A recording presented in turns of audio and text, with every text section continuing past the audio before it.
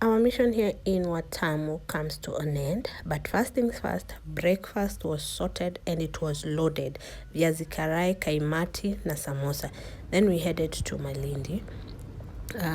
We had to go and just galavant and see things. We got here and saw Mekatilili wa Menza, and then right opposite ndio kuna hiyo museum. It opens 7 a.m. to 6 p.m. daily, and it's all about the heritage of the Swahili culture, all the tribes of the coastal regions. If you want to know anything about them, you come here and you learn about their cultures, the miundos, the designs, those mashuka they used to have, those dresses they used to dress, and why they did that, how they did life. So this museum hosts all of that. Nimechoka kutanga hapa Taita Nanga. Then the second floor, walking up the stairs, you come across the house. And all that is over to me. Kitchen where? This is a kitchen. How the kitchen looked like. Coconut amambuzi, grinding stone, goblets, clay pots. And then these are sandals. Leather sandals, mitandwa. Mitandwa ndio wooden sandals, yeah? Swahili ceremony. There's a boat. And there's this boat. Ilikuwa mashua ya Lamu.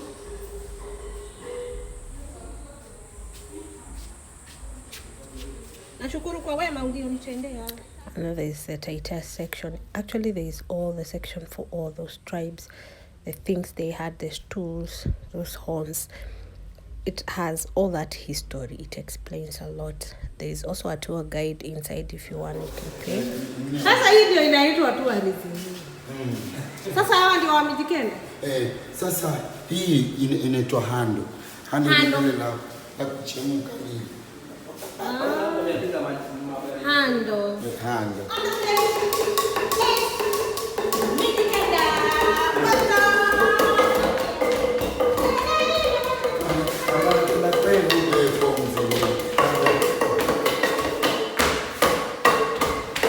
It was time to leave the museum. We had paid a package, so we were walking to the next destination, but along the road we came across Karioko Ndogo ya huko Mombasa.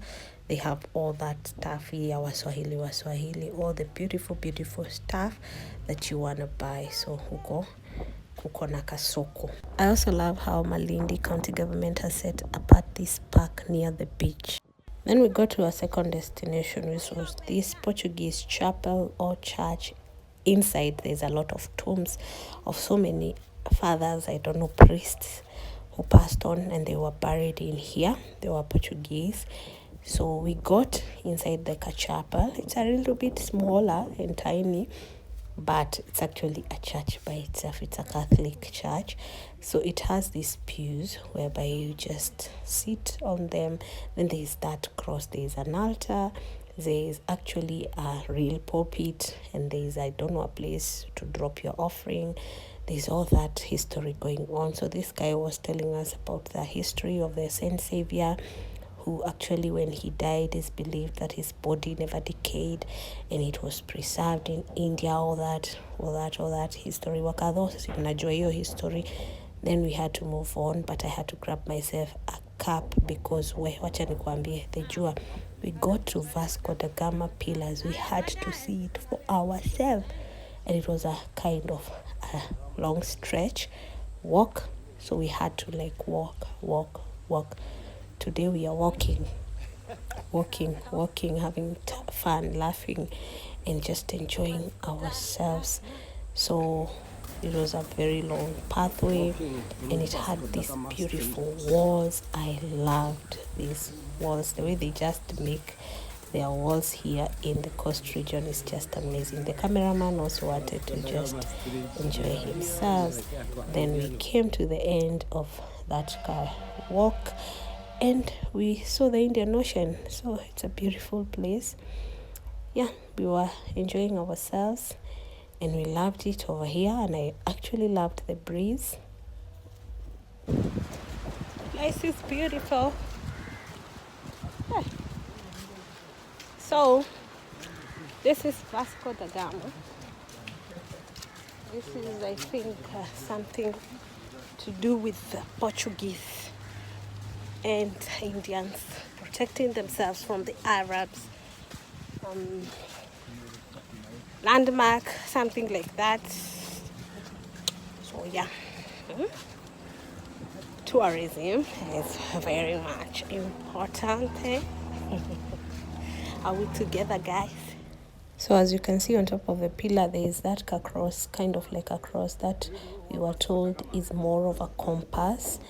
It showed the directions for the people who wanted to sail to India, back to Kenya and all that. Like it has north, east, west and south. So over here we just came to take pictures, more pictures and more pictures, and we had so much fun. And I'm telling you, the breeze was so amazing. Like, I was born a tourist. I should do a lot of touring around Kenya. Somebody sponsor me.